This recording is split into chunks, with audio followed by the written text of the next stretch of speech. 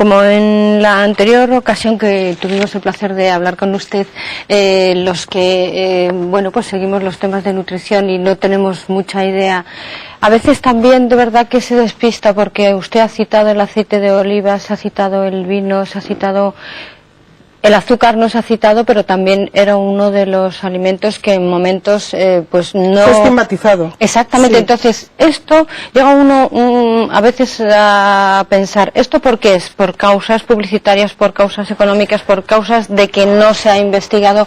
¿Por qué estos productos de repente son buenos? Bueno, yo creo que obedece y es fruto de investigaciones, evidentemente.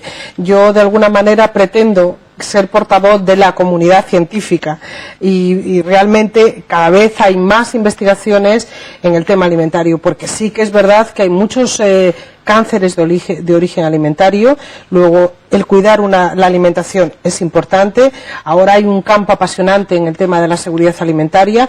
Es novedoso pero no oportunista, sino que es fruto de esas investigaciones y de ese interés. O sea que yo lo que creo es que de alguna manera tenemos la obligación, y sobre todo desde la universidad, de transmitir lo que está haciendo la comunidad científica. Y en estos momentos las investigaciones pasan por estudiar alimentos, no solamente del vino sino otros muchos más, que podíamos englobar en el grupo de alimentos funcionales, alimentos que tienen una función en el organismo y que se está descubriendo. Por ejemplo, los yogures. Es decir, que hay cantidad de alimentos de consumo regular que es preciso potenciar. Que detrás pueda haber un marketing comercial, bueno, yo lo avalo con las investigaciones y con los trabajos que hay de la comunidad científica, que eso es lo que realmente nos interesa. Sí que es verdad que de manera colateral aparecen personas y gente que pueda tener una cierta oportunidad, ¿no? Y en los beneficios que nos está comentando del vino, que son muchísimos, ¿en qué población sería digamos como más eficaz o más interesante que se consumiera? ¿La población joven? No, o sea, en la población adulta, en la población adulta, y estamos hablando de estilo de vida, o sea, estamos hablando de una modificación de los hábitos en su totalidad. O sea, de nada vale el que yo acuda o alguien acuda a mí y consume vino y tengamos que tomarlo con la nariz tapada. Es decir, no se trata de eso, se trata de incorporar alimentos en nuestro hábito alimentario cotidiano que resulten de interés desde el punto de vista de la salud y del bienestar. Eso es lo que intentamos hacer fundamentalmente las personas que nos dedicamos a educación nutricional, inculcar el consumo regular, porque de nada sirve el consumirlo una vez, ni dos, ni tres, es incorporarlo en nuestra dieta como una práctica habitual.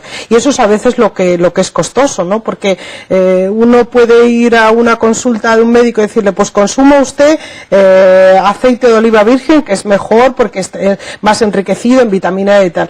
Pero si no tiene el hábito de hacerlo, no lo va a hacer, lo va a hacer durante 3 días, 4 días y con el vino exactamente igual. Entonces, el problema y el pilar más importante es la educación y la formación, para que de ahí consigamos un cambio de actitudes, porque si no, no sirve de nada. Y usted, como experta, y todo esto que nos está comentando, y con este, digamos, producto en concreto, ya nos dijo que había una cruz de este producto.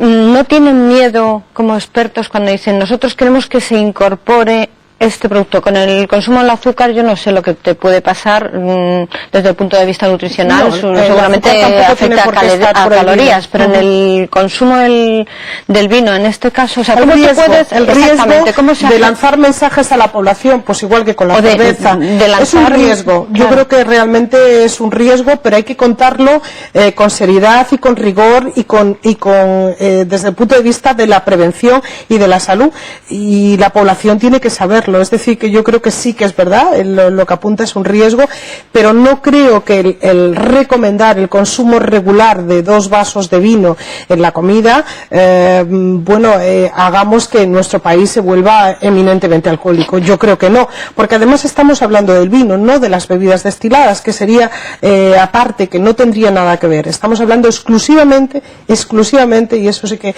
es importante, del vino, exclusivamente.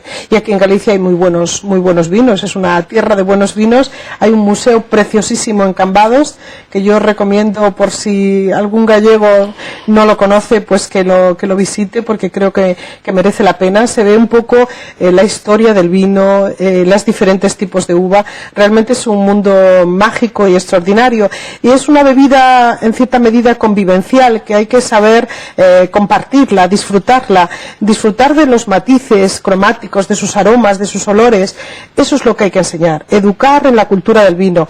Eso no quiere decir que haya personas que, bueno, pues tengan tendencia a ese consumo. En otras ocasiones hemos hablado de la obesidad, pues ese consumo irregular de alimentos, pues porque no, puede haber personas que consuman desmesuradamente, pero yo creo que es más un problema de tipo psicológico. Desde luego, desde el punto de vista del educador y del educador en salud, de la educación nutricional, es aconsejable, porque el vino tiene ese papel en prevención cardiovascular, y hay que decirlo.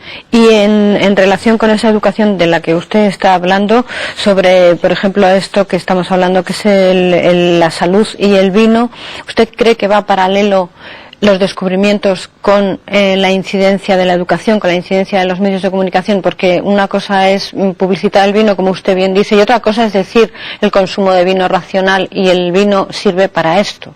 O sea, la libertad de cada uno. Claro, en eso uno no se puede meter. Pero las investigaciones en educación y en descubrimientos sobre los beneficios. Hay muy pocos estudios que se han hecho de consumo. Sí que es verdad que en las guías alimentarias en estos momentos se recomienda a la población, pero se recomienda como beneficioso para la salud. El llevar más allá ese control, pues yo creo que en estos momentos todavía no hay estudios. Sí hay estudios científicos del papel que tiene el vino en esa prevención cardiovascular, pero no conocemos todavía el consumo en poblaciones, por ejemplo, adolescentes, que creo que es un dato interesante, porque a lo mejor parece que se induce a que también consuma los adolescentes o los jóvenes para hacer esa prevención, y realmente yo creo que ese no es el mensaje. El mensaje es para población sana y para población con un cierto riesgo, que pasa no solo por el consumo del vino, repito, porque esto es muy importante, sino por inducir al consumo de otros alimentos en esa dieta que pretende ser equilibrada, racional y buena para la salud, que es un poco lo que queremos transmitir a la población, que es una dieta en realidad muy racional, pero que lamentablemente no vende, ¿no?